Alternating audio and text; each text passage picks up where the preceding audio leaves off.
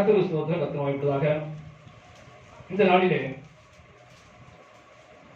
பாரம்பரிய சபைகள் எல்லாமே, அதாவது ரோமன் சபை, ஆசி சபை, டிஎல்சி சபை, இப்படிப்பட்ட பாரம்பரியங்கள் இருக்கிற சபைகள் எல்லாமே இந்த கடந்த 40 நாட்கள், இந்த நாள்ல இருந்து முன்னால 40 நாட்கள் பார்த்தீங்கன்னா சரி, லெந்து நாட்கள் என்று சொல்லுவாங்க. இந்த நாட்கள் லெந்து நாட்கள் என்று சொல்லுவாங்க. அதாவது லெந்து நாட்கள் என்று சொன்னா என்ன? துக்க நாட்கள்.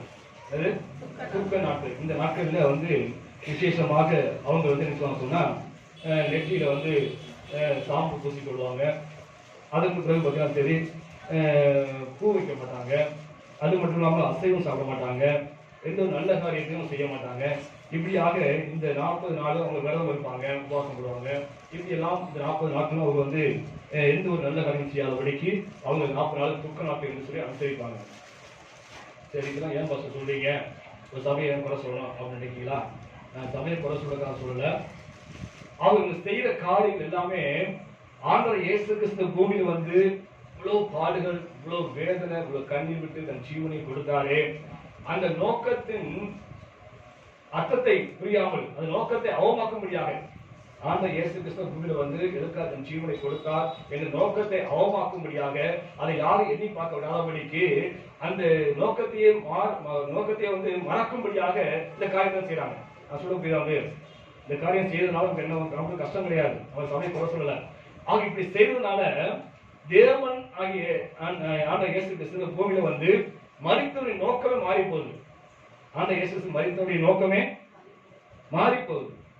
அதனாலதான் சொல்ல வேண்டியதா இருக்குது. ஆண்டவர் இயேசு கிறிஸ்து நீங்க இப்பெல்லாம் செய்யமா சொன்னாரு, இந்த 40 நாளும் நீங்க வந்து இப்படி உபவாசம் இருங்க, நீங்க நல்ல பூ வச்சுக்காதீங்க, அசைவம் சாப்பிடாதீங்க, துக்கமாவே இருங்க, இந்த நல்ல காரியம் பண்ணாதீங்கன்னு சொல்லி ஆண்டவர் சொல்லியிருக்கிறாரா? வேதத்துல எங்கேயாவது சொல்லியிருக்கிறாரா? சொல்லுங்க. எந்த இடத்துலயும் ஆண்டவர் இப்படிதான் நீங்க செய்யுங்கன்னு சொல்லல. நமக்கு முன்னாக வந்த அப்போஸ்தலர்கள், நமக்கு முன்னாக வந்த சீஷர்கள், ஆண்டவருடைய இயேசு சீஷர்கள், என்னாலையாவது அவங்களுடைய நாட்களிலே இப்படியாக ஆண்டவர் இயேசு பாட வைத்த நாட்கள், இந்த நாட்களில் நம்ம வந்து நல்ல காரியம் செய்யக்கூடாது, நாம எந்த துக்கத்தோட இருக்கணும், உபவாசம் பண்ணணும் அப்படின்னு சொல்லி எந்த இடத்துலயாவது அவங்க இருந்ததா கேள்விப்படுறோமா? இல்ல. அல்லேலூயா. ஆக நம்ம நாட்களில் பார்த்தீங்கன்னா சரி, இது சாத்தானுடைய தந்திரம். ஆண்டுடைய மரணத்தை நோக்கத்தை அறிய விடாதபடிக்கு பிரஜாதி மக்களும் சரி, ஆண்டுடைய பிள்ளைகளும் சரி அறிந்து விடாதபடிக்கு சாத்தான் தந்திரமாக இப்படிப்பட்ட காரியங்களை செய்யலாம். இப்படி நாங்கள் திசை திருப்புறோம். அல்லேலூயா. ஆக ஆண்டவர் சொல்லாத செய்யறதுதான் நம்ம வேலையை. என்னது? ஆண்டவர் எதை செய்யும் சொன்னாரோ அது செய்ய மாட்டோம், எதை செய்யக்கூடாதுன்னு சொன்னாரோ அதை நினைச்சு வந்து ஓடி ஓடி செய்வோம். அல்லேலூயா. அதுதான் நீங்க உலகம் செய்து கொண்டிருக்குது. அதுதான் நீங்க பேர் கிறிஸ்தவர்கள் செய்து கொண்டிருக்கிறாங்க.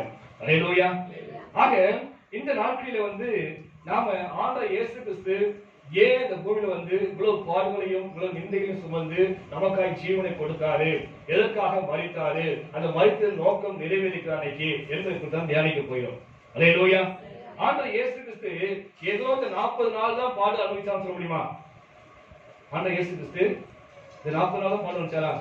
இந்த பூமியில பிறந்த நாள் முதற்கொண்டு இருந்தது அவர் பாடுதான்.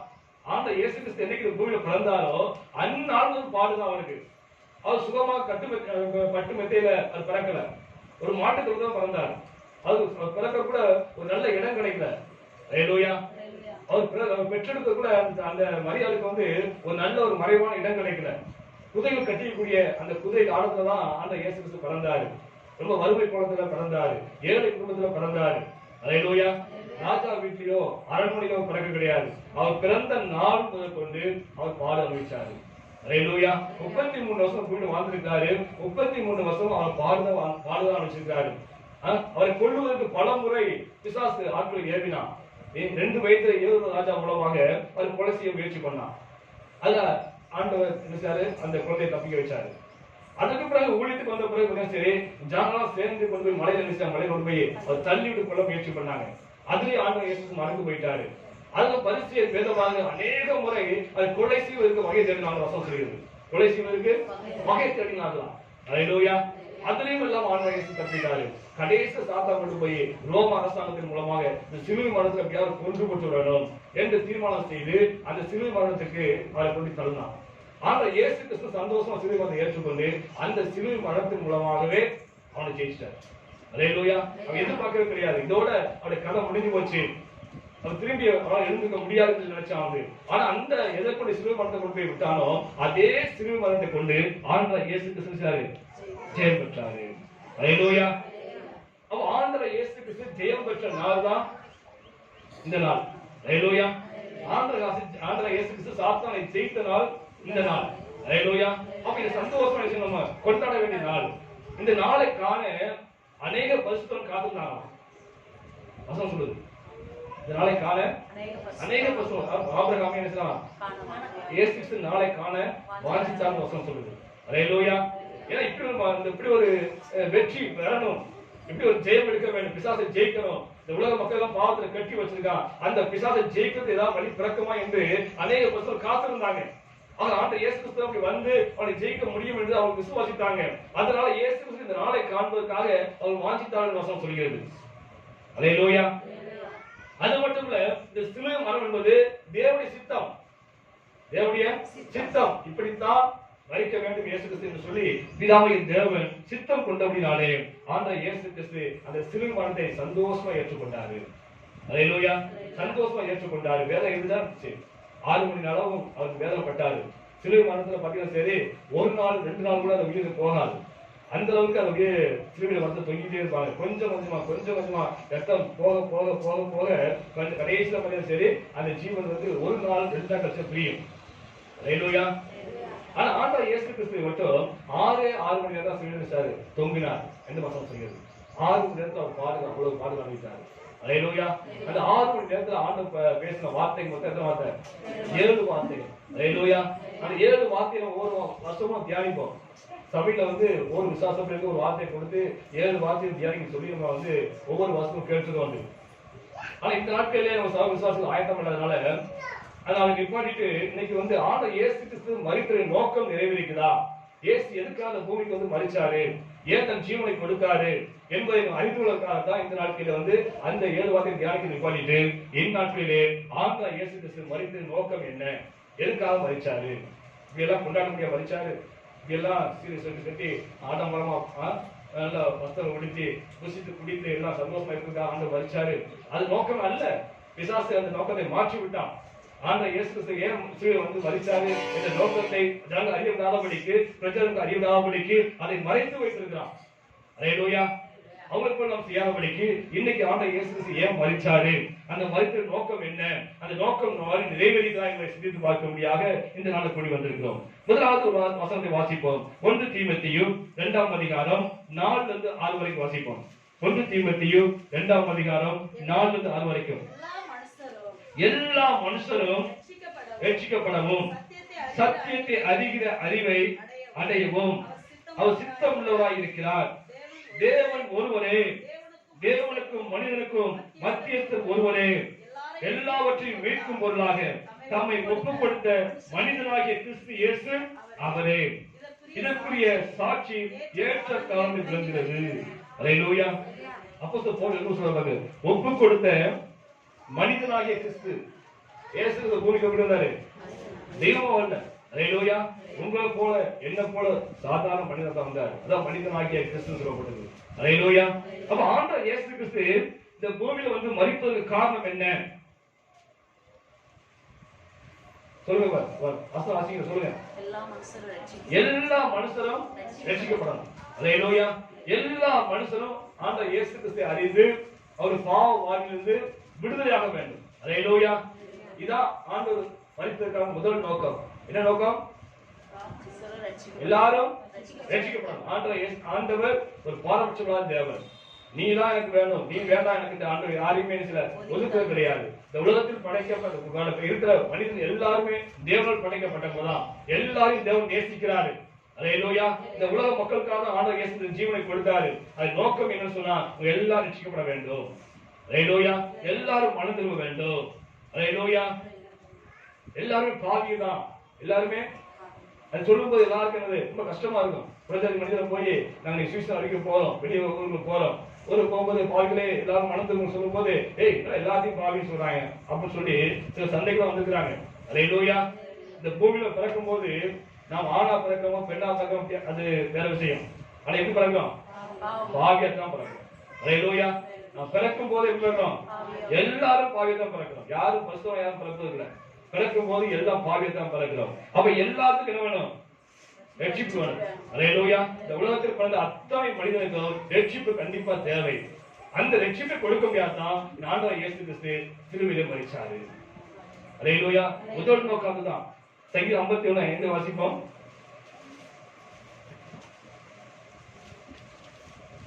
சங்கீதம் 51:5. இதோ நான் துர்க்குணத்தில் உருவானேன், என் தாய் பாவத்திலே கற்பம் தரித்தாள். அல்லேலூயா. நான் தாயின் கருவில் இருக்கும் போது என்ன இருக்குது? நமக்குள்ள பாவம் வந்துச்சு. அல்லேலூயா. நான் பிறக்கும் போது எப்படி பிறக்கிறோம்? பாக்கியத்தான் பிறக்கிறோம். விசுவாசிக்கிறீங்களா? விசுவாசிக்கிறீங்களா? பிறக்கிறோம், பாக்கியத்தான் பிறக்கிறோம். எப்படி பாக்கியம் சொல்றீங்க?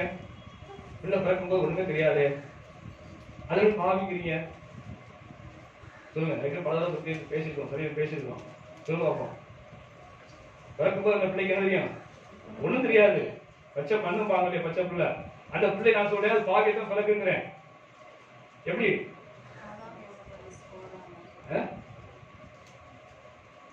ஒரு 3 மாசம் 4 மாசம் ஆச்சுன்னா இந்த தாய் பிள்ளை தூக்கி வரா, எதுக்காக இன்னொரு பிள்ளை கொண்டு வரா. அந்த பிள்ளை பார்க்க நல்லா அழகா இருக்கு. இந்த பிள்ளை இறக்கி விட்டுட்டு அந்த பிள்ளை தூக்குனா அந்த பிள்ளைக்கு என்ன வரும்? போராம் என்னது? ஒரு வயசு ஆயிடுச்சு, 2 வயசு ஆயிடுச்சு. ஒரு வீட்டுக்கு கூட்டிட்டு போற பிள்ளைய, அந்த வீட்டுல பொருளை பாக்குது, ஒரு பொம்மையை பாக்குது, ஒரு காரு பாக்குது, பொம்பக்கார பாக்குது. என்ன செய்யுது? எடுத்து ஒழிச்சு வச்சுக்கிட்டா இல்லையா? இது என்னது? திருப்பி தானே. அது யார் சொல்லி கொடுத்தா? யார் சொல்லி கொடுத்தாங்களா? யாரும் பார்த்தா எடுத்து வந்து சொன்னாங்களா? இல்ல. அப்ப என்ன நான் சொல்றேன் சொன்னா, புள்ள பிறக்கும் போதே என்னது? பாவத்தோடு தான் பிறக்குது. நாம் தாயின் கருவில் இருக்கும் போதே அந்த பாவம் வந்தது. ஏன்னா தாய் தாப்பை பாவம் செஞ்சவங்க, அவளுக்கு முற்பிதாக்கள் பாவம் செஞ்சவங்க. ஆதாம் ஏவல் பாவம் செஞ்சாங்க. அவர் ரத்தத்துல வந்து நாம் பிறந்திருக்கிறோம். அல்லேலூயா. இந்த பூமியில வந்து எல்லாரும் யாரு? மூத்த தாய் தாப்பன் யாரு? ஆதாம் ஏவாள். அவங்க பாவம் செஞ்சாங்க, தேவனுக்கு விரோதமான காரியங்கள் செஞ்சாங்க. அல்லேலூயா. செய்யக்கூடாதுன்னு செஞ்சாங்க, அதான் செஞ்சிருக்கிறவங்க. அதேதான் அந்த அவங்க அந்த ஆதாம் ஏவாள் செஞ்ச பாவத்தை தான் நீங்க நாம செய்யணும். ஆண்டவர் சொன்னாரு, அதை படிக்க வேண்டாம், அதை புசிக்க வேண்டாம் சொன்னாரு. நீ என்ன சொல்றது சொல்லி அவங்க படிச்சாங்க, புசிச்சாங்க. இன்னைக்கு ஆண்டவர் சொல்றாரு, என் மனத்தை எதிர்க்க செய்யணும், இப்படி செய்யணும் சொன்னா என்ன செய்யணும்? இன்னைக்கு இதை செய்யக்கூடாதுன்னு ஆண்டவர் சொன்னாலுமே என்ன வந்து நாம அதை கொண்டாடிட்டு இருக்கோம். நமக்குன்னு ஒரு நாளை நியமிச்சு இதுதான் இயேசு பிறந்த நாள், இதுதான் இயேசு மரிச்ச நாள், இதுதான் இயேசு உயிர்த்தெழுந்த நாள் சொல்லி இது வந்து நம்ம கொண்டாடி ஆண்டவர் சொல்லல. அல்லேலூயா. சொல்றது செய்ய மாட்டோம், சொல்லாத வந்து ஓடிபடி செய்வோம். அல்லேலூயா. ஏன்னு சொன்னால் இது ஆதாம் வழியில ஏவாள் வழியில வந்த ரத்தமானபடினாலே நமக்குள்ள அந்த பாவம் குடிக்கொண்டு இருக்குது. அல்லேலூயா. அப்ப எல்லா மனுஷனும் ரட்சிக்கப்படாதான் ஆண்டவருக்கு விருப்பம். அல்லேலூயா. அதனால சுவிசேஷம் எல்லா இடத்துலையும் படைக்கிறது. ஆண்டவர் இயேசு வரை காவல் சொன்னா எல்லாரும் சுவிசேஷம் அறியணும். எல்லா நாட்டுக்கும் சுவிசேஷம் கடந்து போக வேண்டும், எல்லா தீவுக்கும் சுவிசேஷம் கடந்து போக வேண்டும் என்று ஆண்டவர் விரும்புகிறாரு. அதனால இன்னைக்கு எல்லாம் டிவி மூலமாக, செய்தித்தாள் மூலமாக, இன்னைக்கு அநேக டிராக்ஸ் மூலமாக, திருப்பதி மூலமாக, இன்னைக்கு டிவி மூலமாக இன்னைக்கு என்னது தேவனுடைய வார்த்தை எல்லா தேசமும் கடந்து போயிட்டு தான் இருக்குது. அல்லேலூயா. தேவனுடைய வளர்த்து தான் இருக்கிறாங்க. ஆனா ஆண்டவர் சொன்னா எல்லாரும் என்ன செய்யணும்? ரட்சிக்கப்பட மீட்கும் பொருட்டாக மீட்கப்பட வேண்டும், பாவத்துக்கு மீட்கப்பட வேண்டும். நீங்க சபையில கூடி வந்திருக்கிறோம், நாம் எல்லாரும் பாவத்துக்கு விடுதலாயிருக்கோமா? பாவத்துக்கு மீட்கப்பட்டிருக்கிறோமா? ஏதோ உனக்கு பாவத்துக்கு என்ன செய்யணும்? கட்டியா இன்னைக்கு கட்டிச்சா இல்லையா? பாவம் செய்யறோம், பாவத்தை செய்யறாங்க, அடிமையாக சொல்லுது. ஏதோ ஒன்றுக்கு பொய்யில இருக்குது, தோராமையில இருக்குது, பெருமையில இருக்குது, செல்போன்ல இருக்குது. அதுக்கு இன்னைக்கு அடிமையா வாழ்ந்து கொண்டு இருக்கிறோம். ஒவ்வொன்றுக்கும் இன்னைக்கு அடிமையா வாழ்ந்து கொண்டு இருக்கிறாங்க. அப்ப ஆண்டவர் சொல்றது உலக மக்கள் எல்லாரும் ரட்சிக்கணும் ஆண்டு சொன்னாரு. ஆனா சபைக்குள்ள மக்கள் ரட்சிக்கப்படல. 100 பேர் இருந்தா ஒரு 10 பேர் ரட்சிக்கப்பட்டிருக்காங்க, மிச்சம் எல்லாரும் பாவத்துக்கு நடக்கிறாங்க. அப்ப ஆண்டவர் மரித்தலின் நோக்கமே முதலாவது நிறைவேற, சபைக்குள்ள நிறைவேறல, அது உலகத்தில் நிறைவேற போகுது. சபைக்குள்ளே நிறைவேறல, சபை மக்களை முழுசா மனம் திரும்பல, முழுசா ரட்சிக்கப்படல. இன்னைக்கு வந்து அவருக்கு பாவத்துக்குள்ள வாழ்ந்து கொண்டிருக்கிறாங்க, பாவத்துல அடிமையத்தை வாழ்ந்து கொண்டிருக்கிறாங்க, அவங்களுக்கு மீட்கப்படவில்லை. அப்ப ஆண்டவர் இயேசு கிறிஸ்து இந்த சிலுவையில் மரித்தவருடைய நோக்கம், முதலாவது நோக்கமே சபைக்குள்ளே நிறைவேறல. அப்ப தேவையா நமக்கு புனிதவழி கொண்டாட தேவையா? ஈஸ்வர கொண்டாட தேவையா? கிறிஸ்துமஸ் கொண்டாட தேவையா? இன்னும் விடலையே, நம்ம பாவத்தை விடலையே, பாவத்தை அடிப்பட்டு கொண்டிருக்கிறேன், மீட்கப்படவில்லையே. அப்ப ஆண்டவர் மரிக்க மீட்கத்தான இயேசு கிறிஸ்து பூமியில இருந்து தான் ஜீவனை கொடுத்தாரு. அந்த முதல் நோக்கமே நம்ம வாழ்க்கை நிறைவேறவில்லையே. ஹல்லேலூயா.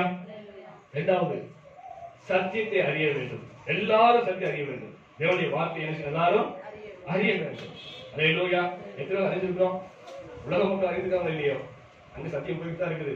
டிவி மூலமாக மற்ற பசங்க மூலமாக சுவிசேஷ மூலமாக போயிட்டு தான் இருக்குது. அது ஒரு பக்கம் இருக்கட்டும். சபைக்குள்ள இருக்க மக்களாகி நீங்களும் நானும் சத்தியத்தை முழுசா அறிஞ்சிருக்கிறோமா? வீட்டுல வசனம் பைபிள் இருக்குது. எத்தனை படிச்சு முடிச்சிருக்கிறோம்? எத்தனையோ புத்தகம் படிக்கிறோம். எத்தனை கல புத்தகம் படிக்கிறோம். எத்தனையோ தேர்வுக்கு எத்தனையோ புத்தகம் படிக்கிறோம். போட்டி போட்டு படிக்கிறது புக்கு வாங்கி படிக்கிறோம். எப்படியாவது பாஸ் பண்ணணும், வேலைக்கு போயிடும் சொல்லி படிக்கிறோம். வந்து ஆனா பைபிள் வசனம் வீட்டுல இருக்கு. அந்த பைபிளை படிச்சு முடிச்சிருக்கிறோமா? சத்தியத்தை அறிஞ்சிருக்கிறோமா? ஆண்டவர் மரித்த நோக்கம் என்ன? எல்லா மக்களும் ரட்சிக்கப்பட வேண்டும். எல்லா மக்களும் சத்தியத்தை அறிய வேண்டும். அதான் நோக்கமே. அதுதான் உபப்படுத்தாரு, தன் ஜீவனை கொடுத்தாரு. அப்ப அதுவே சபையில் நிறைவேறிக்கிறது சிந்திச்சு பாருங்க. நம்ம அதான் உணர்வு கிடையாது. கிறிஸ்துமஸ் வந்தா உடனே கறி எடுத்து சாப்பிட்டோம், பிரியாணி போடுவோம், திம்போம் அப்படின்னு நினைக்கிற முடியும். ஆண்டு பிறந்த நோக்கம் நிறைவேறியிருக்கா? இன்னைக்கு ஈஸ்டர் வந்தா இன்னைக்கு ஒரு விசேஷமா கொண்டாடுறோம். வந்து அவன் ஆண்டு பிறந்த மரித்தவருடைய நோக்கம் நிறைவேறிக்கிறா, வீட்டுடைய நோக்கம் நிறைவேறிக்கிறா சிந்தித்து பார்த்தது கிடையாது. ஏதோ சபைக்கு வரோம், போறோம், ஆராதிக்கிறோம், ஆண்டு காஞ்சி போய் சேரும் சொல்லி போயிட்டு சொன்னா ஆண்டவருக்கு பூமியில மரித்தவருடைய நோக்கமே சில நிறைவேறாம இருக்குது. சத்தியம் தெரியல இன்னைக்கு அநேக இருக்கு. சத்தியம் தெரியும், அதை படிக்காமல் சத்தியத்தை அறிந்து கொள்ளாதனாலதான் இன்னைக்கு அநேக பின்மாறி போறாங்க. நீங்க அநேக பின்மாற்றங்களை போயிட்டு காரணமே சத்தியத்தை அறியல. ஹல்லேலூயா. ஆண்டவர் சொல்றாரு, தேவன் ஒருவரே. வாசிக்க முடியும். தேவன் ஒருவரே, தேவன் ஒருவரே, தேவனுக்கும் மனுஷனுக்கும் மத்தியஸ்தர் ஒருவரே. ஹல்லேலூயா. தேவனுக்கும் நமக்கும் மத்தியஸ்தர் யாரு? ஒருவர். யாரு? இயேசு கிறிஸ்து. ஏன் இயேசு கிறிஸ்து நமக்கு மத்தியஸ்தரா இருக்காரு சொன்னா, நமக்காக ஜீவனை கொடுத்தது அவர்தான். அவர் மூலமா தான் பிதாவை தேவன் பார்க்க முடியும். நம்ம ஜெபம் பண்ணும்போது பார்க்கிறோம், இயேசு மூலம் ஜெபம் பண்ணுங்க பிதாவே. அப்ப இயேசு கிறிஸ்து நமக்கு இருக்காரு, மத்தியஸ்தரா இருக்காரு. இந்த சத்தியம் தெரியாம தான் அறியாலே எங்க ஜெபத்தை கேளும் அறியாலே, எங்களுக்காக வேண்டிக் கொள்ளும் அறியாலே, எங்க அப்போஸ்தலர் பவுல் விஷயமா வேண்டிக் கொள்ளுங்க, அந்தோனியார் எங்களுக்காக வேண்டிக் கொள்ளுங்க. மத்தியஸ்தர் யாரு? இயேசு ஒருவர்தான் மத்தியஸ்தர். ஹல்லேலூயா. அந்த சத்தியம் தெரியாதனால தான் இன்னைக்கு ஜனங்கள் வந்து எனக்காக வேண்டிக் கொள்ளும் அறியாலே, எனக்காக வேண்டிக் கொள்ளும் அந்தோனியார் சொல்லி வந்து இன்னைக்கு இன்னொருத்தர் மத்தியஸ்தரா கொண்டு வராங்க. அவங்கள யாரு? நமக்குள்ள வாழ்ந்தவங்க, பூமியில வாழ்ந்தவங்க. அவங்க நமக்காக மரிக்கவில்லை. அப்போஸ்தலர் பவுல் சொல்றாரு, உனக்காக நான் மரிச்சேன். இல்ல பேதுரு மரிச்சாரா? யாரும் மரிக்கல. யார் மரிச்சது?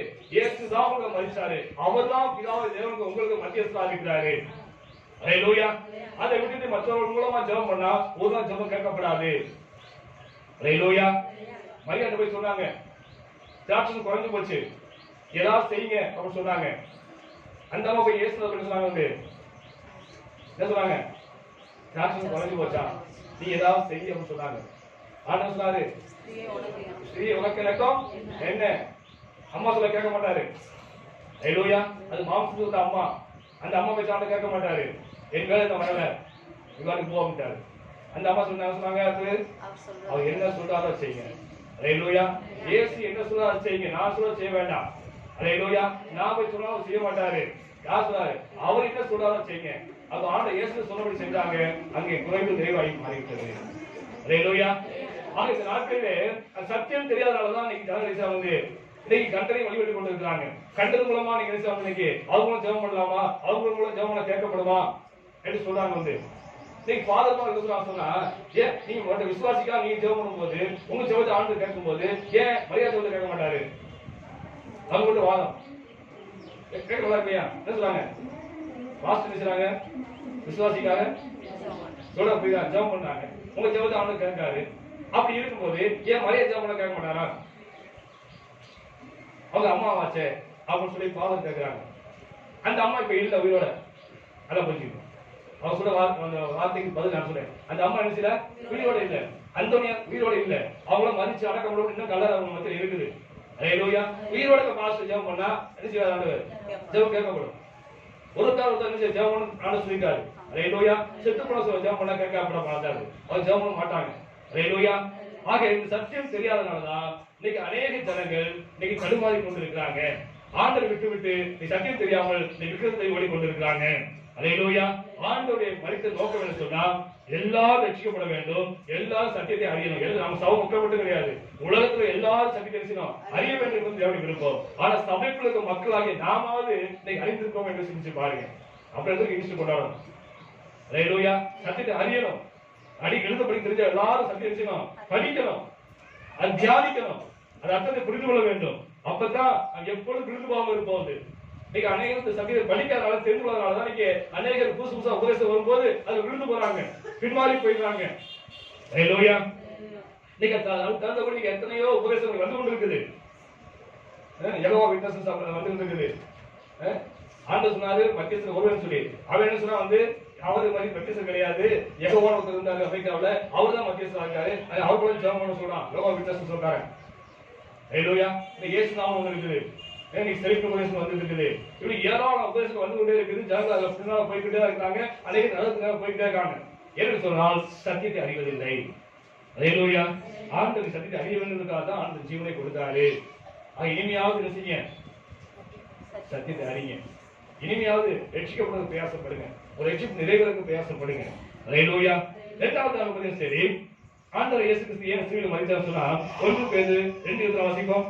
1 பேதுரு 2:24.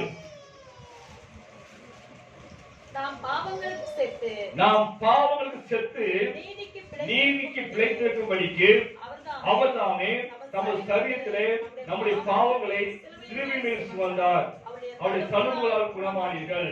அல்லேலூயா. நல்ல கவனிங்க, நாம் பாவங்களுக்காக செத்து நீதிக்கு பிழைக்கும்படிக்கு தான் என்ன செய்தாரு, தன் ஜீவனை சிலுவையில் கொடுத்தார். அல்லேலூயா. தேவப்பிள்ளாய் நீங்களும் நானும் சரி என்ன செய்யணும், பாவத்துக்கு மறிக்கணும். உலக மக்கள் எல்லாமே பாவத்துக்கு மறிச்சு ஆண்டவருக்காக பிழைக்கணும், ஆண்டவருக்காக வாழணும். அதான் தேவனுடைய நோக்கம். அதுக்காக ஜீவனை கொடுத்தாரு. இன்னைக்கு சபைக்குள்ள நாம எத்தனை பாவத்தை செத்துருக்கிறோம், எத்தனை பாவத்தை செத்துருக்கிறோம் நினைச்சு பாருங்க. ஆண்டவர் மரித்த நோக்கம் நிறைவேறிக்குதா? இன்னைக்கு அனைத்து பிரச்சனைக்கு காரணம் என்னது? பாவம் தான். இன்னைக்கு அனைத்து பிரச்சனைக்கும் நீங்க பார்த்தீங்கன்னா சரி, இன்னைக்கு காரணமே பாவம் தான். நீங்க அநேக நோய்க்கு வந்தது காரணம் என்னது? பாவம் தான். பாவத்தினால நோய் வருது. அல்லேலூயா. பெரும்பாலான நோய்க்கு காரணமே பாவம் தான். பாவத்தினால பாவம் ஆண்டு மனுஷானா அந்த நோய் நீங்கிடும். வேதத்துல பாக்குறோமா, எத்தனை பாக்குறோம்? பக்கவாத தூக்கிட்டு வராங்க, கைகால் விளங்காம நினைச்சாங்க, தூக்கிட்டு வராங்க, தூக்கிட்டு வந்து நினைச்சாங்க, ஆண்டு நிப்பாட்டுறாங்க. ஆண்டு நினைச்சாரு, உங்களுடைய பாவம் மன்னிக்கப்பட்டது, எழுத்து நல்லா சொல்றாரு. அல்லேலூயா. அப்ப அந்த கைகால் வராம கிடந்த காரணம் என்ன? அவனுக்கு பாவம். அல்லேலூயா. அவனுக்கு பாவத்தால கைகால் வராம கிடந்தான். அது போல எத்தனையோ சாட்சி பைபிள்ல பாக்குறோம், வேதத்துல பாக்குறோம். ஆண்டு பாவத்தை மன்னிச்சோன்னா எழுந்து நடந்து போறாங்க. அது போல இன்னைக்கு அநேக வியாதி காரணம் பாவம் தான். இன்னைக்கு அரசியல் அப்படின்னா சரி, கடுமாற்றுவது காரணம் அப்படின்னா சரி, பாவம் தான். ஒரு ஆட்சியை விழுந்து போறதுக்கு காரணம்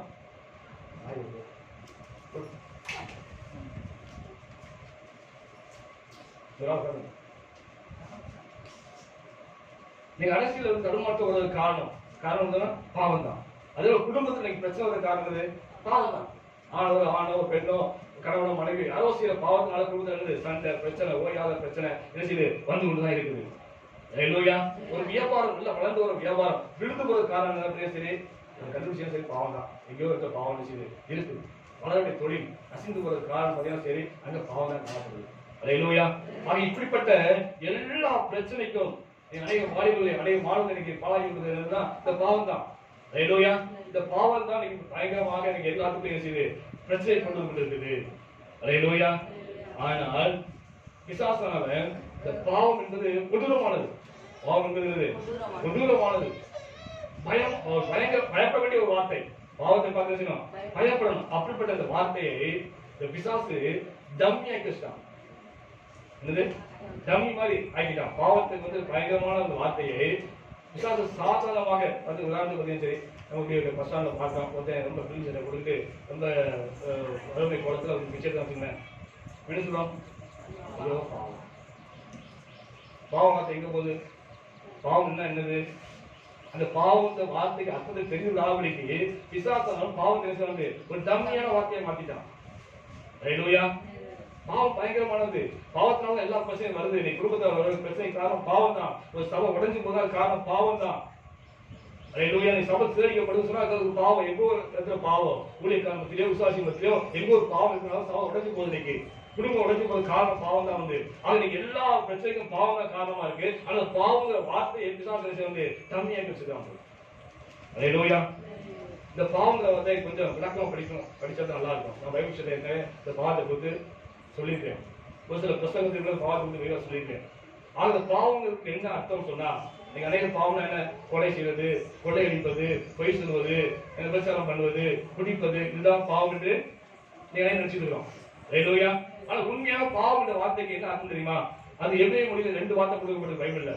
கிரேக்க மொழியில 2 வார்த்தைகள், அதாவது பைபிள் பழைய ஏற்பாடு இருக்கு, எபிரேய மொழியில இருக்குது, புதிய ஏற்பாடு கிரேக்க மொழியில இருக்கு. பழைய ஏற்பாட்டை வந்து பாவத்துக்கு 2 இடத்துல 2 வார்த்தை கொடுக்கப்பட்டிருக்கு. அதே போல புதிய ஏற்பாட்டை சரி இந்த பாவத்துக்கு 2 வார்த்தை கொடுக்கப்பட்டது. அதனுடைய விளக்கத்தை சுருக்கமா சொல்லி முடிக்க ஏற்கனவே பல தடவை புத்தகம் சொல்லிட்டேன், பைபிள் சொல்லி பார்த்துருக்கோம். உதாரணமாக முதல் வார்த்தை சரி சட்டாம் என்ற வார்த்தை பயன்படுத்தப்பட்டிருக்கு. ஆங்கிலத்தை உச்சரிப்பு சரி CHATTA சட்டா என்ற வார்த்தை பயன்படுத்தப்பட்டிருக்கு. அப்படின்னா என்ன அர்த்தம் சொன்னா, அந்த வார்த்தைக்கு சட்டா என்ற வார்த்தைக்கு எபிரேய மொழியில் என்ன அர்த்தம் சொன்னா, டு டன் ஈவில், பொல்லாங்கான காரியம் எல்லாமே என்னது? பாவம். அல்லேலூயா. பொல்லாங்கான காரியம். உதாரணத்துக்கு 2 காரியமும் சொல்றேன். சங்கீதத்துல 51:4 வாசிப்போம். சங்கீதம் 51:4 சீக்கிரம் வாசிப்போம்.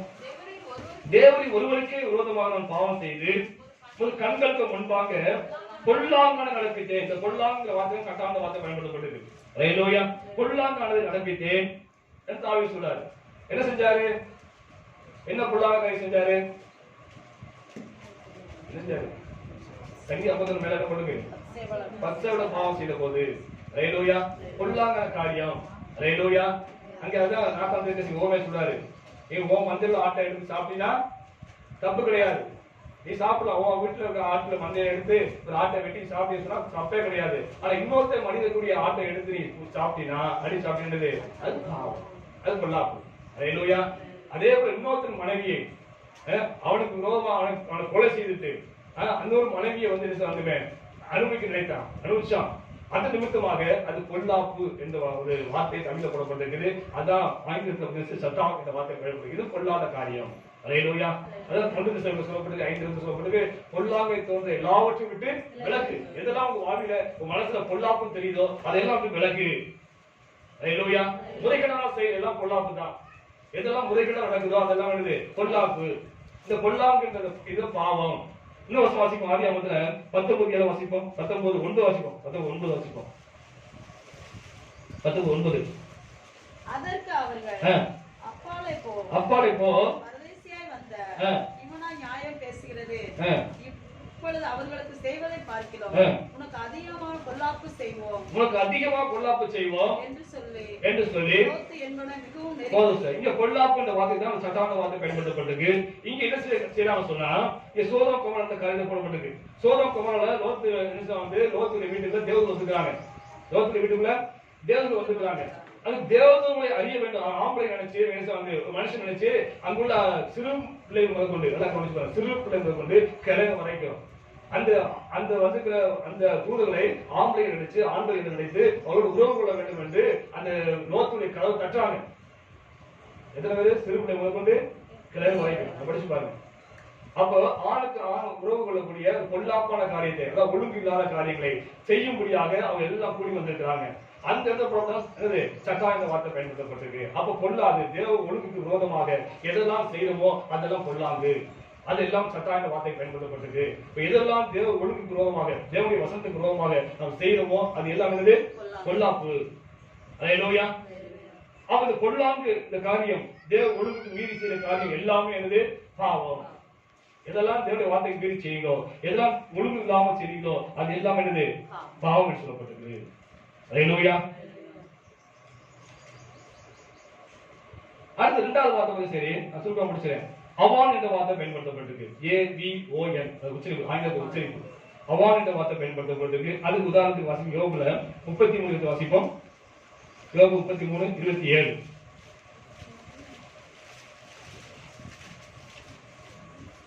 அவன் மனுஷனை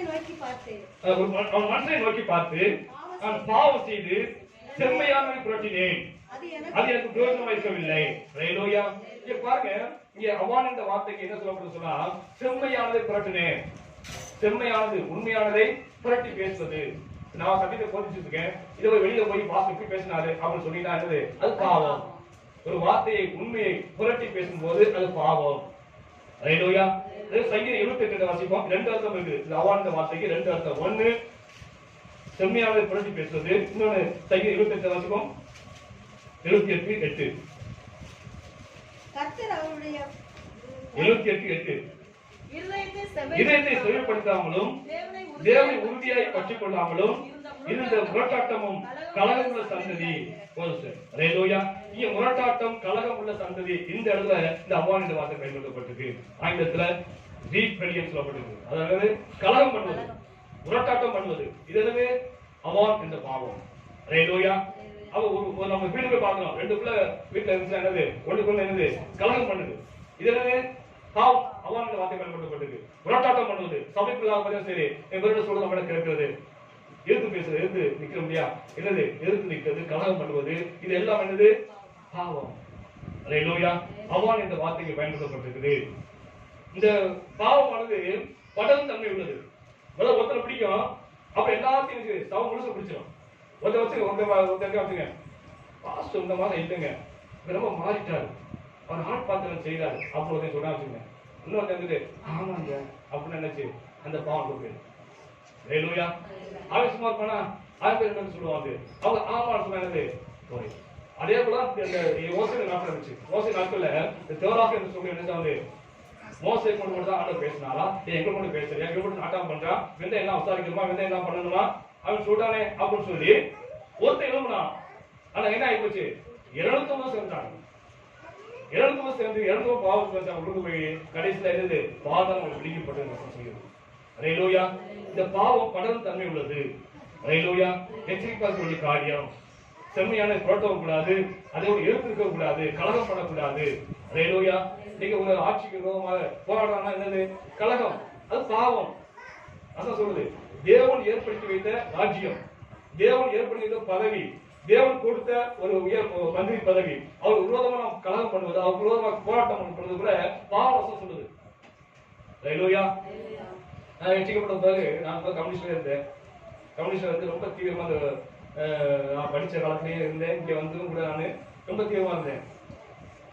பாட்சத்தை ரொம்ப பழக்கம், இந்த அவங்க வந்து இந்த இயக்கத்தில் இருக்கிறவங்களால எனக்கு பழக்கம். அப்ப நான் ரட்சிக்கப்பட்டு வெளிநாடு போயிட்டு ரட்சிக்கப்பட்டு வந்த உடனே இவங்களெல்லாம் சந்திச்சு ஆண்டவர் வந்து சொன்னேன், இப்படி ஆண்டவர் இருக்காரியா, அதான் உண்மையான ஆண்டவர், அவங்க ஜீவனை கொடுத்த ஆண்டவர் சொல்லி அவங்க எல்லாத்துக்கும் சொல்லிட்டு சாட்சி சொன்னேன். அப்ப அவங்க சொன்னாங்க சரி இயேசு ஏற்றுக்கொள்ளுங்க, தப்பே கிடையாது. அதனால என்ன செய்யலாம், அந்த கட்சியில வந்து இருங்க அப்ப சொன்னாங்க, கட்சிக்கு வாங்க, கட்சிகளை செய்யுங்க, இயேசு ஏற்றுக்கொள்ளுங்க, யாருக்கு வர வைப்போம், சர்ச்சைக்கு போங்க வாங்க அப்படின்னு சொல்லி கூப்பிட்டாங்க. அப்ப நீங்க என்ன செய்வீங்க, எடுக்கிறதால என்ன செய்வீங்க, ஒரு போராட்டம் பண்ணுவீங்க, உண்ணாவிரதம் இருப்பீங்க, கலகம் பண்ணுவோம். இதெல்லாம் என்னது பாவம் சொல்லுது. அப்பயே எனக்கு தெரிஞ்சு போச்சு, இதெல்லாம் இப்பதான் படிச்சு தெரிஞ்சுக்கிட்டோம். ஆனா அப்பயே எனக்கு அது உணர்த்துன காரியம், இது எல்லாமே என்னது பாவம். ஹalleluya. ராஜ்யத்துக்கு விரோதமா இருக்கும்போது பாவம், தேவன் ஏற்பட்ட அந்த பதவி அது பாவம் என்று அன்னைக்கே சொல்லி இது எனக்கு தேவையில்லை. ஹalleluya.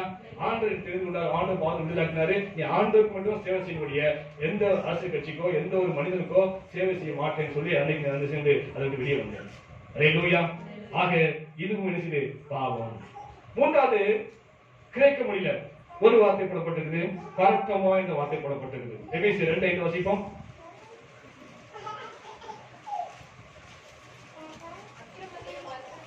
அக்கிரமத்தில் மரித்தவராய் இருந்த நம்மை கிறிஸ்துவுடன் கூட உயிர்ப்பித்தார், கிருபையினால் ரட்சிக்கப்பட்டீர்கள்.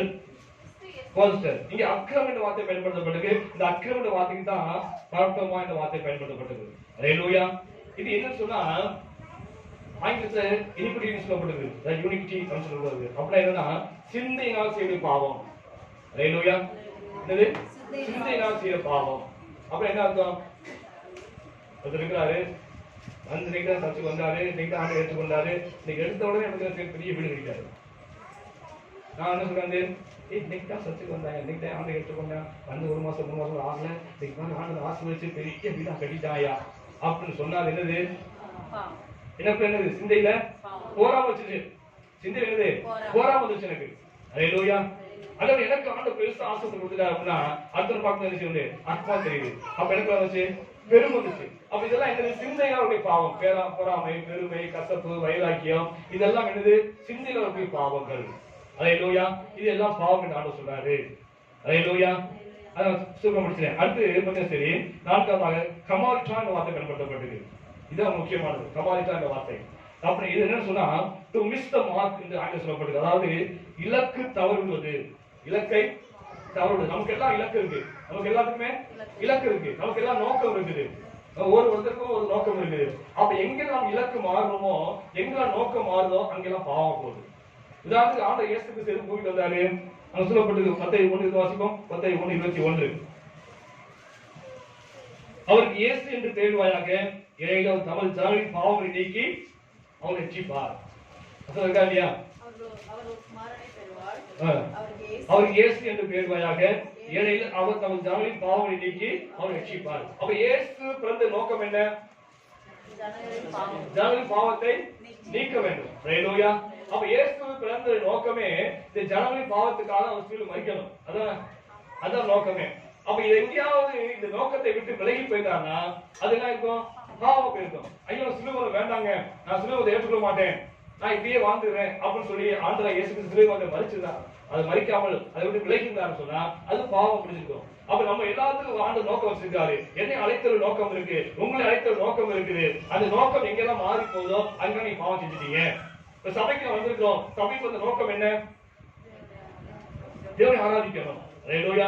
ஆண்டவரை பிரியப்படுத்த வேண்டும், ஆண்டவருடைய மரணத்தை நிறுவ வேண்டும், ஆண்டவர் எதுக்காக மரிச்சார் என்று எல்லாரும் அறிந்து கொள்ள வேண்டும். அதுக்கு நான் நினைச்சோம் அவர் வார்த்தையை பிரசிக்கணும் தான் இந்த நோக்கம். இந்த நோக்கத்துல சபைக்கு வந்திருக்கிறேன். நீங்க அதை கேட்கதான் ஆண்டவர் வந்திருக்கீங்க. ஆண்டவர் பாடி ஆண்டவர் ஆராதிக்கணும் அந்த நோக்கத்தான் வந்திருக்கீங்க. இப்ப இந்த நோக்கத்துல நீங்க எங்கேயா தவறு பண்ணா சரி அது பாவம். உட்கார்ந்துருக்கீங்க, உடம்பு அசைக்கு தூக்கம் வந்துச்சு, என்ன ஆகி போச்சு? நோக்கம் மாறி போச்சு. தூக்கம் வந்தீங்க இல்லையே, ஆண்டவர் மையப்பட்டு வந்திருக்கோம், தேவனுடைய வார்த்தை கேட்க வந்திருக்கோம். அப்ப தூங்கும் போது என்னது? அது பாவம் போகுது. நானும் தேவனுடைய வார்த்தை பிரசங்கிக்க வந்திருக்கேன், தேவனை மையப்படுத்த வந்திருக்கேன். நானும் பார்த்தீங்கன்னா சொந்த கதை பேசிக்கிறேன்னு வச்சுக்கிறேன், ஏதோ குட்டிகளை பேசி உங்களை போயிட்டு வாங்க ஆண்டவர் ஆசீர்வாதம் சொல்லிட்டு சொன்னா அங்க என்னது? நான் பாவம் செஞ்சுட்டேன். அல்லேலூயா. என் சொந்த கதை பேசுறதுக்காக ஆண்டவரை அழைச்சாரு, அதுக்காக ஆண்டவர் தெரிந்து கொண்டாரு, அதுக்காக கூடி வந்திருக்கிறோம். அது தேவனுடைய சத்தியத்தை நாம் போதிக்க வேண்டும். அதான் தேவனுடைய நோக்கம். அல்லேலூயா. இப்படி ஒவ்வொரு காரியத்திலுமே நான் காலேஜுக்கு போறேன், ஸ்கூலுக்கு போறேன், வேலைக்கு போறேன். அப்ப அங்க நோக்கம் என்னது? நான் காலேஜுக்கு போகணும், படிக்கணும். ஸ்கூலுக்கு போறேன், அங்க நான் போய் படிக்கணும். அதே போல நினைச்சது அவங்க வேலைக்கு போறேன், அங்க போய் அவங்க கொடுத்த வேலை செய்யணும். இது என்ன நோக்கம்? இப்ப இந்த நோக்கம் எங்கெல்லாம் மாறி போதோ, எங்கெல்லாம் இலக்கு மாறி போதோ அங்கெல்லாம் நாம் பாவம் செய்யறோம். அல்லேலூயா. புரிஞ்சுட்டீங்களா? அப்ப எப்படி எல்லாம் பாவம் செய்யணும்? பாவங்கிற வார்த்தைக்கு எவ்வளவு அர்த்தம் இருக்கு பாத்தீங்கன்னா. இப்ப நம்ம இதெல்லாம் தெரியாம இந்த காரியத்துல இருந்தது நான் செய்து கொண்டுதான் இருக்கோம். அல்லேலூயா. பாவத்தின் சம்பளம் என்னது? மரணம். அப்ப இதெல்லாம் கடைசி முடிவு என்னது? மரணம் தான், நித்திய அழிவு. அல்லேலூயா. அவ பாவத்தின் சம்பளம் மரணம். அவ பாவம் என்பது எவ்வளவு கொடூரமான வார்த்தை என்று நினைச்சு பாருங்க. ஆனா பிசாசு வார்த்தை என்ன தமிழ் வச்சுக்கிறாங்க. அல்லேலூயா. ஆனா இப்படிப்பட்ட பாவத்திலிருந்து நீங்களும் நானும் விடுதலாக வேண்டும் இருக்காதான், இதுல இருந்து நீங்க ரட்சிக்கப்பட வேண்டும் இருக்காதான் ஆண்டவர் இயேசு ஜீவனை கொடுத்தாரு. எத்தனை ரட்சிக்கப்பட்டிருக்கோம் நீங்க? ஆண்டவர் இருக்க அழைச்சாரு. 24 ஜீவிக்குள்ள உட்காந்து ஆண்டவர் அழைச்சாரு, 24 செல்லுக்குள்ள உட்காந்து ஆண்டவர் அழைச்சாரு, 24 செல்லு அழைக்கிறோமே அதுக்காக ஆண்டவர் வச்சு அழைச்சாரு.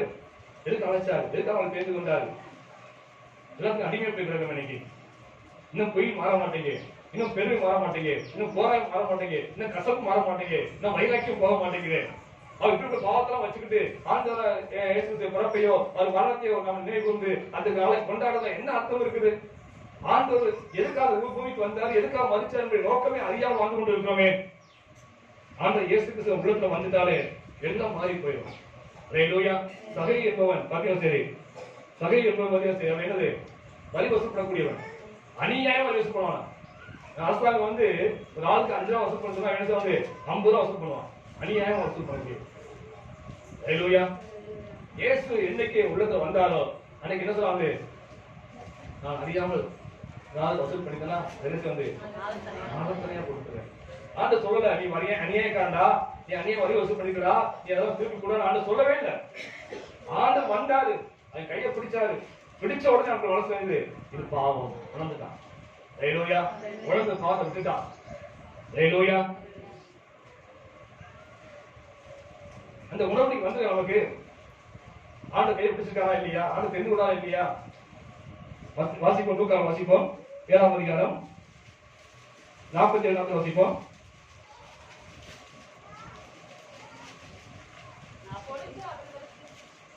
47 48 7ஆம் அதிகாரம் 47 லூக்கா 30 வருஷம். அப்பொழுது அந்த ஊரில் இருந்த பாவியாகிய ஒரு ஸ்திரீ போதும். இந்த யாரு? பாவியாய் ஸ்திரீ, பாவம் செய்யக்கூடியவள். ஆனா இயேசுவோட தொட்ட உடனே இயேசு கிறிஸ்துவோட பாவத்தை அவர் பாவத்தை மன்னிச்சிட்டாரு. மன்னிச்ச உடனே அதெல்லாம் செய்யறது எல்லாத்தையும் தூக்கி போட்டாங்க. ஹல்லேலூயா. எல்லாத்தையும் தூக்கி போட்டா அப்படியேப்பட்ட பரிமளத்தை வந்து ஆண்டு பாத்திர ஊத்துறா. இந்த பரிமளத்தை எதுக்கு பயன்படுத்துவாங்க? விலையேறப்பட்டது பரிமளத்தை எதுக்கு பயன்படுத்துவாங்க? யார் பயன்படுத்துவா? ராஜாக்கள் பயன்படுத்துவாங்க, பிரபுக்கள் பயன்படுத்துவாங்க. அதுக்கு அப்புறம் யார் பயன்படுத்துவா சொன்னா விலை மாதிரிகள் பயன்படுத்துவாங்க, விபச்சாரிகள் பயன்படுத்துவாங்க. தன்னை வந்து அழகுபடுத்திக் கொள்வதற்காக, மற்றவர்கள் கவர்ந்து இருப்பதற்காக இந்த சென்று விலையேறப்பட்டது நல்ல இந்த பரிமளத்தை வந்து பயன்படுத்துவாங்க. விலையேறப்பட்டது, விலை மதிக்க முடியாது. அப்படிப்பட்ட விலையேறப்பட்ட தைலம், தொழிலுக்கு பயன்படுத்த தைலத்தை ஆண்ட இயேசு தொட்ட உடனே, ஆண்டவர் பாவத்தை உணர்த்தின உடனே இனிமேல் தேவையில்லை அந்த தைலம் சொல்லி அந்த தைலத்தை ஆண்டவர் காலில் ஊற்றி வந்து தன் தலைமையால தொடச்சாங்க. ஹல்லேலூயா. பாவம் உணர்த்தப்பட்டுச்சு அவருக்கு. ஹல்லேலூயா. அவர் பாவியான ஸ்திரீதான். ஆனா ஆண்டவர் தொட்டவனை பாவத்தை உணர்ந்து பாவத்தை வெறுத்தாளே. நீங்க ஆண்டவர் தொட்டிருக்காரு, ஆண்டவர் தெரிந்து கொண்டிருக்காரு, ஆண்டவர் அழைச்சிருக்காரு, அவர் சபையில வச்சு சத்தியம் சொல்லி கொடுத்திருக்காரு. ஆனா எந்த அளவுக்கு பாவத்தை வெறுத்திருக்கிறோம், எந்த அளவுக்கு பாவத்தை உணர்ந்திருக்கிறோம் சிந்திச்சு பாருங்க.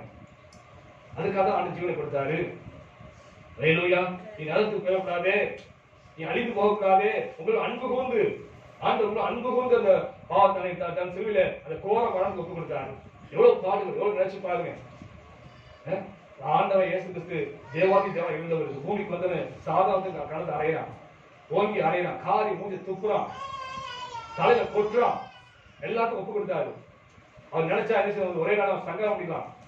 ஒரு வார்த்தை சொன்னா செத்து விழுந்துருப்பான், வந்து வரவே பட்டு போச்சு. ஒரு வார்த்தை வந்து செத்து விழுந்து விட மாட்டாங்களா? ஆனா உங்களுக்கும் எனக்காக தாங்கி கொண்டாரு. அடிக்கப்பட்ட ஆட்டுக்குடியாச்சு வந்து மயக்கத்துக்கு ஆட்டுக்குடி வந்து வாய் திறவாதரா இருந்தார் சொல்லுது. ஹல்லேலூயா. அப்ப அவ்வளவு பாடு வச்சதுக்கு பலன் இல்லையே, அவ்வளவு பிரயாசப்பட்டதுக்கு பலன் இல்லையே. நீங்க வசமா சபையில உட்கார்ந்துருக்கோமே, நம்ம உண்டாகாம வந்து கொண்டிருக்கிறோமே, என்னமோ இன்னும் பாவத்தை சீட்டு கொண்டிருக்கிறோமே. பழைய ஏற்பாட்டுல பாவத்தை மன்னிப்பதற்கு ஒரு பரிகாரத்தை ஆண்டவர் கொண்டு பண்ணாரு. அது என்ன? மிருகத்தை பலி செலுத்த சொன்னாரு. அந்த மிருகத்தின் ரத்தம் என்ன செய்து பாவத்தை மன்னிச்சுச்சு. ஆனா பாவத்துக்கு விடுதலை கிடைக்கல. அதனால ஆண்டவர் இயேசு கிறிஸ்து பூமிக்கு வந்தாரு.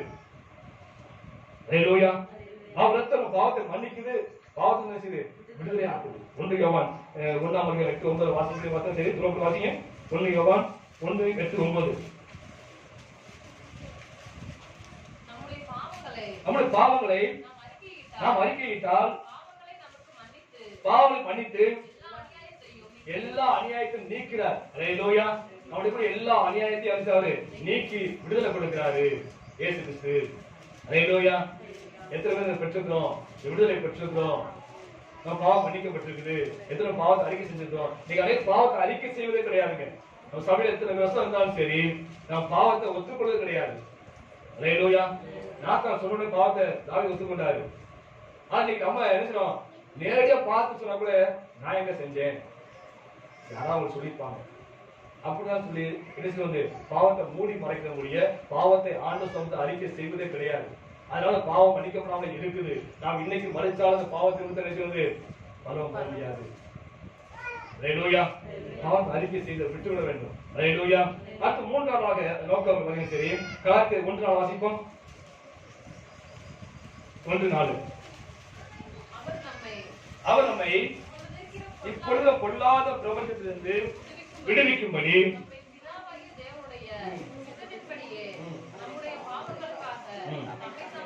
நம்மை தாமே ஒப்புக் கொடுத்தார். எதுக்காக ஒப்புக் கொடுத்தாரு? இப்பொழுது இருக்கிற பொல்லாத பிரபஞ்சத்தில் விடுவிக்கும்படியாக. ஹல்லேலூயா. பொல்லாத பிரபஞ்சம், உலகமானது யாருக்கு பொல்லாமல் கிடக்குது. ஹல்லேலூயா. அவ்வளவுதான் பிரபஞ்சத்தின் தேவன் சொல்றது. பிரபஞ்சத்தின் தேவன் யாரு? இந்த பிரபஞ்சத்தின் தேவன் யாரு? பிசாசு. இந்த உலகத்தின் அதிபதி யாரு? பிசாசு. அவன் தான் ஆண்டு கொண்டிருக்கான். இந்த உலகத்தை ஆளுகை செய்த யாரு? பிசாசு தான் ஆளுகை செய்து கொண்டிருக்கிறது. ஹல்லேலூயா. அப்ப இந்த உலகத்துக்கு அத்தனையும் யாரா உண்டானது? பிசாசா உண்டானது. அல்லேலூயா. எல்லாம் பிசாசால் உண்டானது. ஆக இப்படிப்பட்ட இந்த பொல்லாத பிரபஞ்சத்திற்கு விடுதலாக்க முடியாத நான் உலகத்தில் இருந்தாலும் நான் உலகத்தை அல்லன்னு சொன்னாலும் நான் அந்த பூமியில் இருந்தாலும் நாம் பூமிக்குரிய அல்ல, நாம் தேவனுக்குரியவர்கள். அப்படியாக வேறுபட்ட வாழ்க்கை வாழும்படியாக தேவன் உங்களையும் என்னையும் தெரிந்து கொண்டாரு. அதற்கான ஜீவனையை கொடுத்தாரு.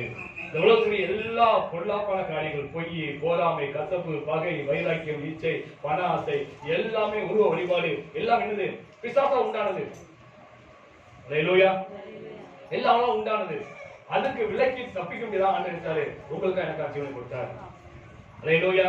அது அப்போஸ்தலர் 2:40 வாசிப்போம். 2:40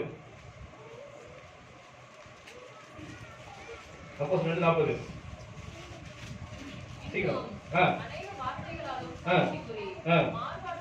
மாறுபட்ட சந்ததி விட்டு விலகிரு. அல்லேலூயா. இந்த சந்ததி மாறுபட்ட சந்ததி, ஆண்டு சொன்னதை கேட்காத சந்ததி, கீழ்ப்படியாத சந்ததி, இதை விட்டு நீ விலகி வந்து. அல்லேலூயா. இத ரட்சிப்பு. ரட்சிப்பு என்னது? இந்த உலக பக்கத்துல நினைச்சோம் விலகி வரணும். இந்த உலக பழக்க பக்கத்துல நினைச்சோம் விலகி வரணும். உலகத்தை செய்யறது போல நம்ம செய்யக்கூடாது. உலகத்தை அலங்காரம் பண்றது போல நம்ம அலங்காரம் பண்ணக்கூடாது. அல்லேலூயா. இதெல்லாம் அழகு. இந்த அழகெல்லாம் என்ன ஒரு அழிஞ்சு போகும். அல்லேலூயா. ஆக உலகத்துக்கு ஒத்த வேஷம் தெரியக்கூடாதுன்னு வசனம் சொல்லுது. அவங்க உலகத்தை போல வாழக்கூடாது, உலக மனிதனை போல காப்பி எடுத்து ஜீவிக்க கூடாது. அதெல்லாம் அழிந்து போகக்கூடிய காரியங்கள், அதெல்லாம் பிசாசுக்குரிய காரியங்கள். அதை விட்டு வேறுபட்ட வாழ்க்கை வாழ்ந்தான் தேவன் உங்களை இணையம் தெரிந்து கொண்டாரு. அதுக்கான ஜீவனை கொடுத்தாரு. 2 கொரிந்தியர் 6:14 வாசிப்போம். 14 வரைக்கும். 2 கொரிந்தியர் 6:14 வரைக்கும்.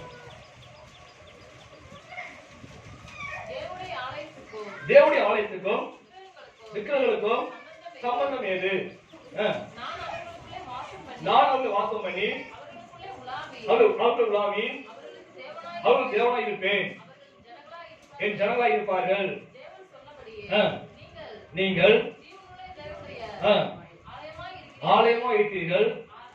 ஆனபடினால் அவன் நடுவில் இருந்து புறப்பட்டு போங்க. அல்லேலூயா. நீ தேவனுடைய ஆலயமா இருக்கிறீங்க. அதனால என்ன செய்யக்கூடாது?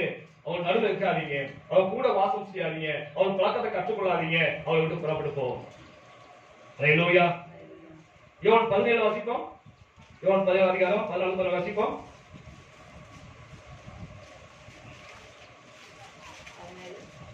14 வரைக்கும். நான் உம்முடைய வார்த்தையை அவர்களுக்கு கொடுத்தேன். நான் உலகத்தான் அல்லாதது போல நான் உலகத்தான் அல்லது போல அவர்களும் உலகத்தார் அவர் உலகத்தான் அல்ல. ஆதலால் உலகம் அவர்களை பகைத்தது. உலகம் அவரை பகைக்கிறது. நீர் அவர்களை உலகத்திலிருந்து எடுத்துக் கொள்ளும்படி நான் வேண்டிக் கொள்ளாமல் நீர் அவர்களை தீமையிலிருந்து காக்கும்படி வேண்டிக் கொள்கிறேன். நான் உலகத்தான் அல்லாதது போல அவர்களும் உலகத்தான் அல்ல. அல்லேலூயா.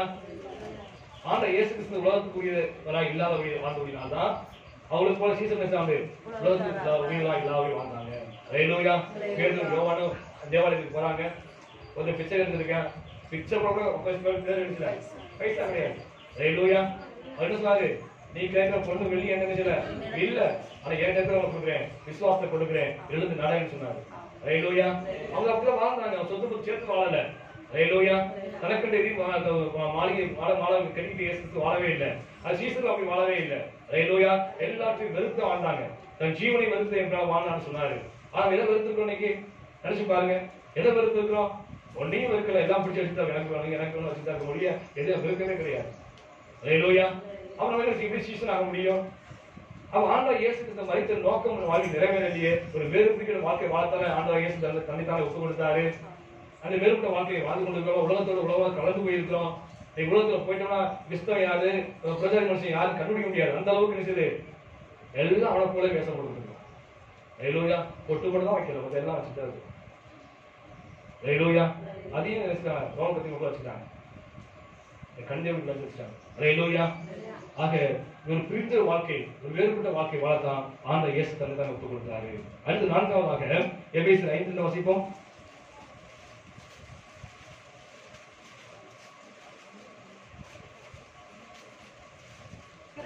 கிறிஸ்து நமக்காக தம்மை தேவனுக்கு சுகந்த வாசனையான காணிக்கையாகவும் பலியாகவும் ஒப்புக் கொடுத்து நம்மில் அன்பு கொண்டது போல நீங்கள் அன்பிலே நடந்து கொள்ளுங்கள். அல்லேலூயா.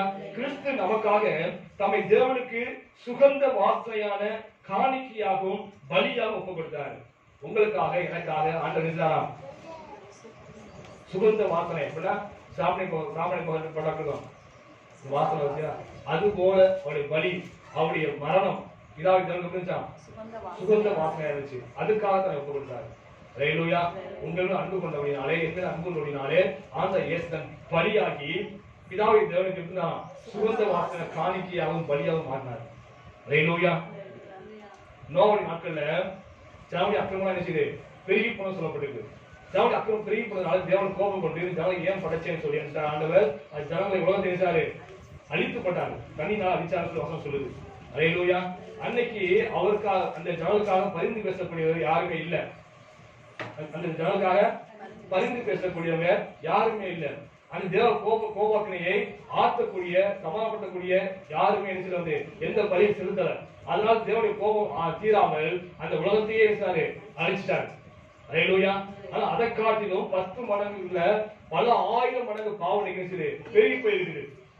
ஆனாலும் தேவன் இந்த உலகத்தை இன்னும் தப்ப வச்சிருக்காரு, அழிக்காம வச்சிருக்காரு. காரணம் என்ன சொன்னா, உங்களுக்காகவும் எனக்காகவும் ஆண்டவர் இயேசு கிறிஸ்து பலியாகி தேவனுக்கு பிரியமான பலியாகி காணிக்கையாகி நின்றாரு, நமக்காக பரிந்து பேசிக் கொண்டிருக்காரு.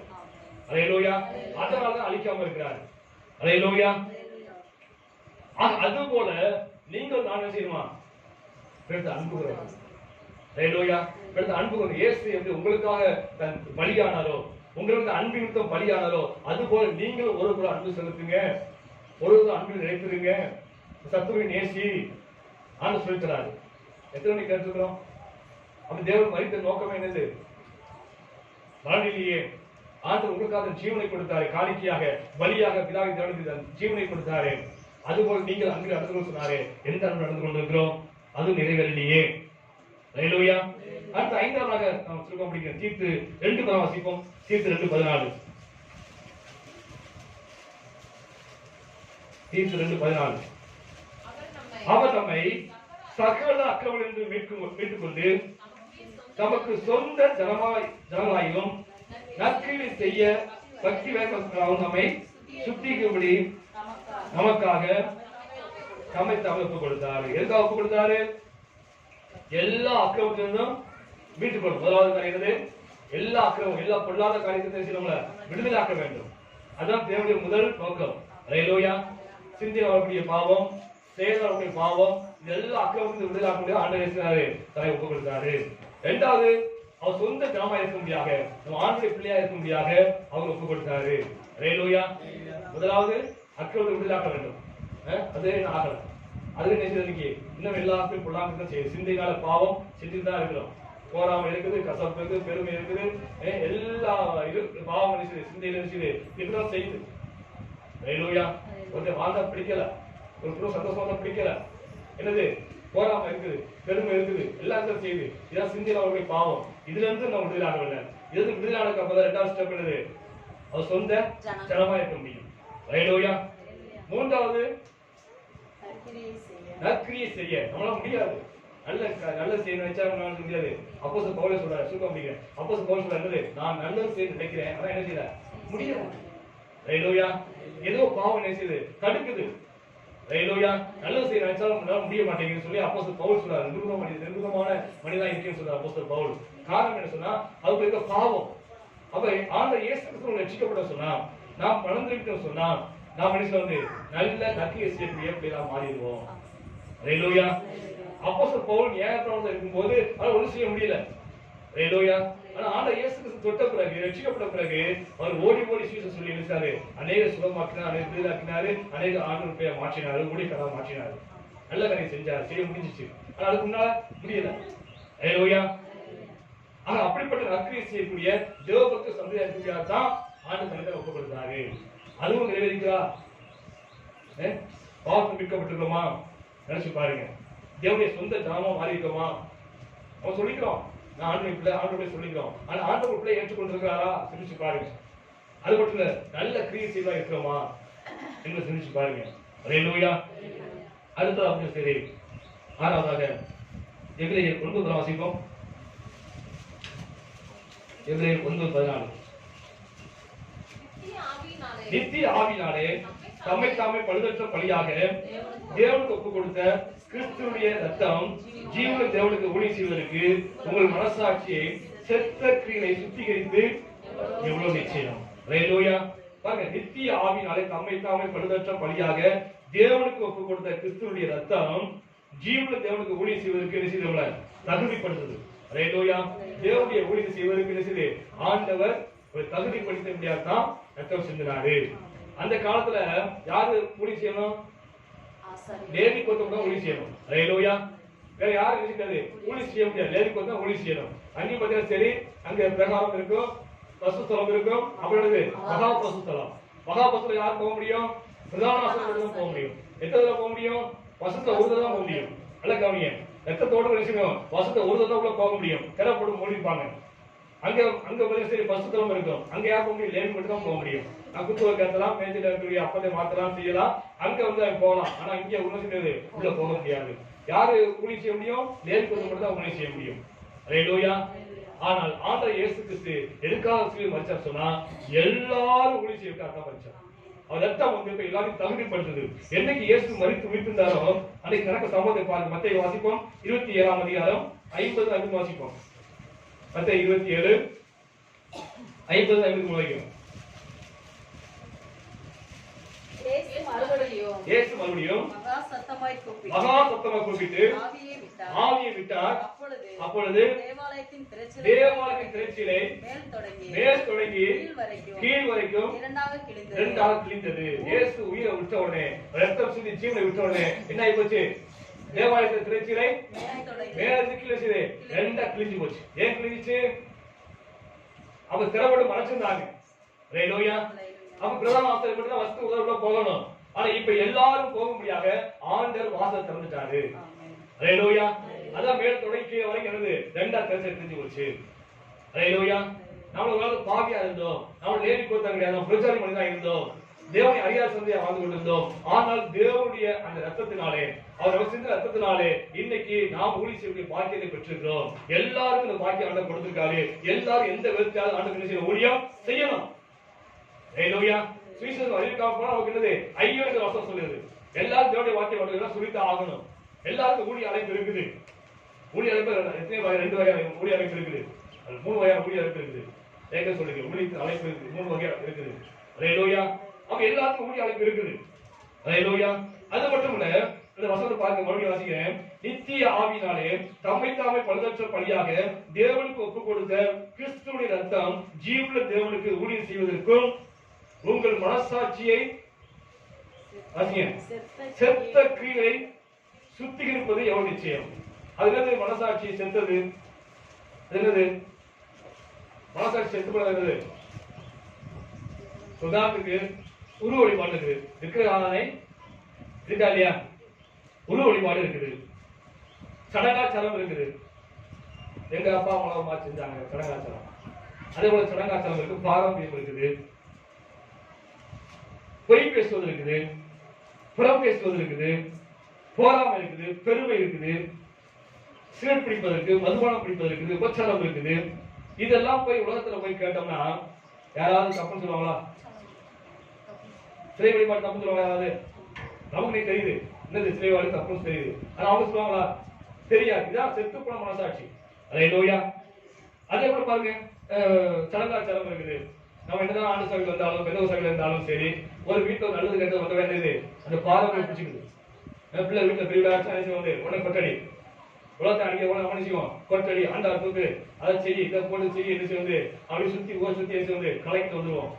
அது என்னது? தேவனுடைய பிள்ளைக்கு உலகத்தால வித்தியாசமா போச்சு. அதான் பாரம்பரியம், அதான் சடங்காச்சாரம். அது போய் அவனை போய் ஏதோ தப்புங்க சொன்னா வந்து இதுல என்ன தப்பு இருக்குது அப்படின்னு சொல்லுவாங்க. ஹalleluya. பொய் பேசுவது, அது பொய் பேச தப்புங்க அப்படின்னு சொன்னது. பொய் பேச அப்படியே இருக்க முடியும்?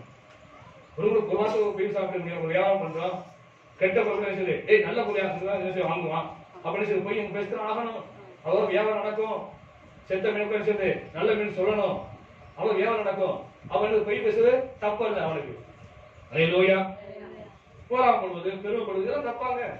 என்ன இருக்கு? நல்லா இருந்தா வந்துட்டானே அப்படின்னு நினைக்கிறோம். தப்பா இது? ஒரு பெருமையான பார்வை தப்பா இது என்று சொல்லி இது எல்லாம் என்னது? நம்முடைய ஒரு மனசாட்சி இருக்குது. இதெல்லாம் செத்த கிரியை. இதுல இருந்து ஆண்டவர் விடுதலாக்குறாங்க. ஹalleluya விடுதலையாக்கி தேவனுக்கு ஊழியம் செய்ய பாக்கியத்தை கொடுக்கிறாரு. அப்ப என்னைக்கு ஆண்டவரை தொட்டாரோ அன்னைக்கு இந்த உருவம் தப்புன்னு தோணுச்சு. புரியுதா உங்களுக்கு?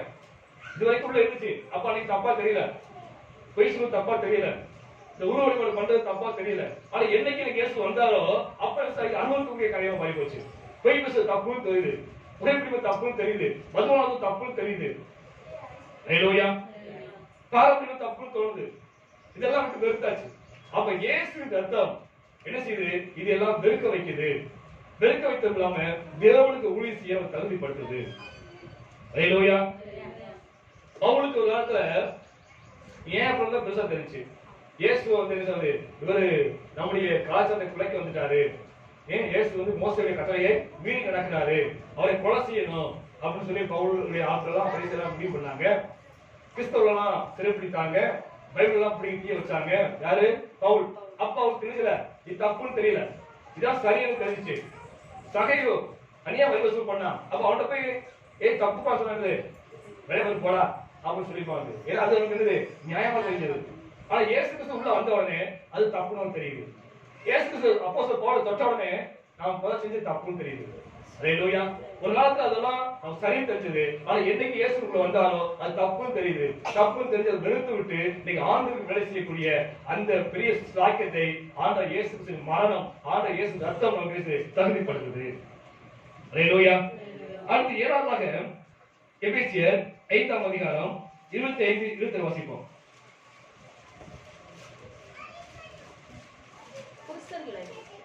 புருஷர்களே உங்கள் மனைவியில் அன்பு கூறுங்கள், அப்படியே கிறிஸ்து சபையில் அன்பு கூர்ந்து தாமரை திருவசனத்தை கொண்டு தண்ணீர் முழுக்கினால் சுத்திகரித்து பரிசுத்தமாக்குவதற்கு